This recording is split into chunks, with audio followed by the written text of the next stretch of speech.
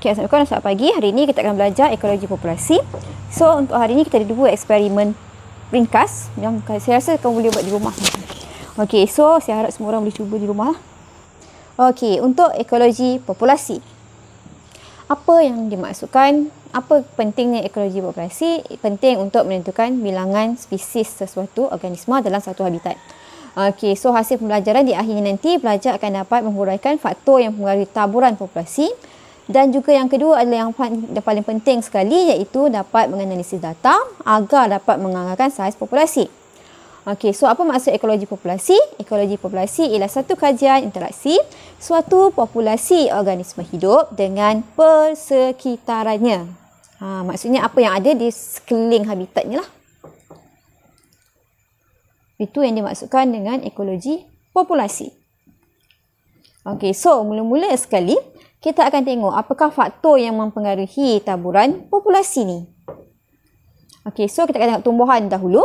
Faktor yang mempengaruhi taburan populasi tumbuhan. Yang pertama, kita tahu tumbuhan menjalankan fotosintesis. Untuk menjalankan fotosintesis, 2 yang utama iaitu memerlukan air dan juga cahaya. Okey, kemudian faktor lain adalah suhu, pH tanah dan juga garam mineral iaitu baja lah. Okey, kemudian untuk haiwan pula, faktor yang mempengaruhi taburan populasi haiwan. Yang pertama, suhu. Kemudian haiwan organisma hidup. Jadi dia memerlukan bekalan makanan dan juga air. Dan satu lagi yang utama untuk haiwan ialah tempat untuk membiak yang sesuai dengan habitat persekitaran dia. Contohnya siput. Mungkin siput babi ni memerlukan persekitaran yang lembap. So dia memerlukan tempat yang lembap lah untuk dia membiak, untuk dia hidup. Okey. Okey, kemudian kita akan tengok 3 corak taburan populasi. Yang pertama yang warna biru ni, kalau kamu tengok kat situ, dia dah susun, dah berkelompok kat situ. Jadi kita namakan dia sebagai berkelompok. Dan yang warna merah ni pula tersusun secara rawak, bebas, rata je. Tu maksudnya rawak. Dan serata untuk unggul tadi. Okey, teknik yang kita gunakan untuk menentukan ekologi populasi untuk tumbuhan, kita namakan teknik penyelesaian badan kuadrat. Formulanya untuk menentukan frekuensi bilangan kuadrat yang mengandungi spesies bahagi dengan jumlah bilangan kuadrat darat 100. Kemudian kita ada kepadatan jumlah bilangan individu dalam yang dikaji dalam semua kuadrat bahagi dengan jumlah bilangan kuadrat darat dengan luas kuadrat. Okey, kemudian untuk haiwan pula, bagaimana menentukan saiz populasi haiwan? Kita akan gunakan kaedah tangkap tanda lepas kemudian tangkap semula. Okey, so maksudnya kita tangkap dulu haiwan tu, kita kira ada berapa. Kemudian kita tanda. Setelah tanda, kita akan lepaskan dia supaya boleh dia kembali ke habitat asal. Dan selepas selang masa tertentu, kita akan tangkap semula dan kira berapa hasil tangkapan kita tu. Dan juga dalam masa sama, kita hendaklah kira berapa yang bertanda untuk tangkapan kedua itu. Okey, Assalamualaikum dan selamat pagi. Hari ini kita akan menentukan saiz populasi haiwan. Contohnya menentukan populasi berapa bilangan siput babi yang terdapat di sesebuah kebun. Okey, tak mungkin kita boleh nangkap untuk mengira siku-siku, susah kan, kebun luas. Okey, so cara dia yang pertama, kita akan tangkap tapi mungkin dalam satu kawasan yang kecil sahaja untuk menganggarkan sahajalah. Okey, so apa yang perlu kat sini, contohnya saya andaikan bahawa batu ni sebagai siput tersebut. Kemudian pen marker ni untuk menanda untuk tangkapan nanti.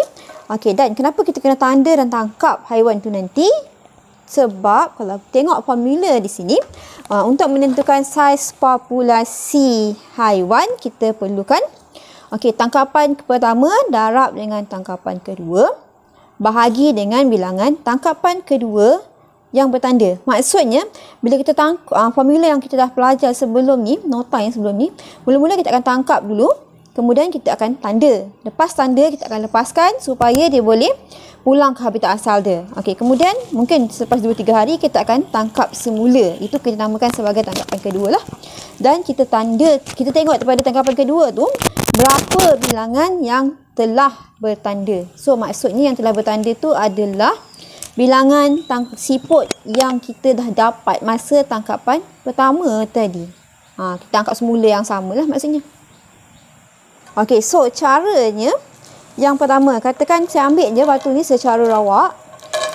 Okey, dalam tangan saya lah berapa yang sampai dalam tangan saya, itulah dia bilangan siput yang kita dapat untuk tangkapan pertama.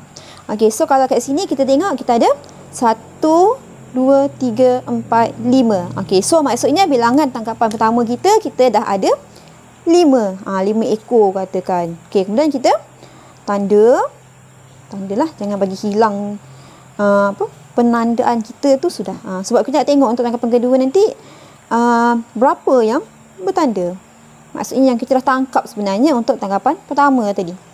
Semasa tangkapan pertama, tangkapan kedua kita dapat lagi yang sama. Tu maksudnya. Okey, kemudian setelah kita tanda, kita lepaskan semula supaya dia boleh pulang ke habitat asal dia. Okey, so kita campurkan balik. Mungkin yang ini dia tak bergerak, kita gerak-gerak kalau dia sikit kan. Okey, kemudian kita tangkap untuk tangkapan kedua. Maksudnya ambil je berapa yang kita boleh dapat kat situ.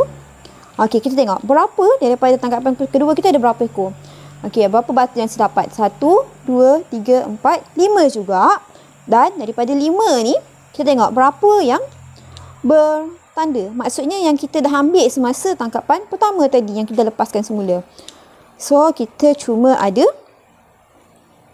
2 yang bertanda. So, kita tengok formula tadi balik.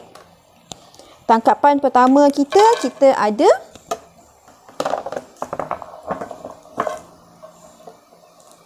5 untuk T1. Tangkapan pertama ada 5. Tangkapan kedua kita pun ada 5. So, 5 darab 5 bahagi dengan yang tangkapan kedua yang bertanda. Maksudnya tangkapan kedua tapi yang dah ada, yang kita dah tangkap masa tangkapan pertama. Yang dah bertanda lah. Okey, so kita dapat tadi ada 2. So, ini 5 darab 5 bahagi 2. Itu adalah bilangan populasi haiwan ataupun siput tadi di kawasan tersebut lah. Okey, Assalamualaikum. Seterusnya kita akan tengok bagaimana untuk menentukan persempelan kuadrat. Okey, memandangkan dengan keadaan sekarang. Jadi, okey, seterusnya kita akan tengok persempelan kuadrat. Apa yang perlu untuk persempelan kuadrat? Kita perlu ada petak kuadrat sebenarnya, kotak kuadrat. Tapi untuk yang ini saya ubah sikit. Saya dah buat kat sini. Kalau perhatikan betul-betul. Okey, garisan ni dah ada kotak dah kat sini, kat plastik ni. Ni satu kotak. So, kita tengok ada berapa kuadrat yang ada di sini. Okey, 1. Okey, kemudian 2, 3, 4, 5, 6, 7, 8, 9, 10, 11, 12. Ataupun 1, 2, 3, 1, 2, 3, 4. 1, 2, 3, 1, 2, 3, 4. Itu 3 darab 4, so ada 12 kotak, 12 kuadrat. Okey, so apa yang kita nak buat hari ni, macam mana tentukan populasi tumbuhan pula berdasarkan saiz kuadrat. Yang pertama, kita kira dalam kuadrat ni, ada berapa kuadrat yang mempunyai tumbuhan. So, kat sini pokok duit-duit. Ada berapa kuadrat, berapa kotak yang ada pokok duit-duit. So, mana pokok duit-duit? 1, 2, 3, ini ada sikit. Okey, 4, 5, 6. Yang ini dah bukan pokok duit-duit kan? Okey, so ada 6 kuadrat yang mempunyai pokok ataupun tumbuhan duit-duit ni. Kalau kita nak tahu luas dia, kita kena ukur lah berapa keluasan yang mempunyai tumbuhan lah. Okey, so kita ambil bilangan dulu untuk hari ni. Okey, seterusnya kita ingat balik apa formula untuk menentukan frekuensi. Maksudnya berapa kerapan yang ada kuadrat. Okey, so cara dia ataupun formula yang kita gunakan ialah bilangan kuadrat yang mengandungi spesies bahagi dengan jumlah kuadrat. Kalau tadi kita dah kira kuadrat kita ada 12. Dan bilangan kuadrat yang mempunyai spesies pokok duit-duit tadi, kalau kamu ingat lagi. Okey, kita tengok tadi. Tempat kuadrat yang kita bertanda tadi, kita ada 6 yang kita tanda lah.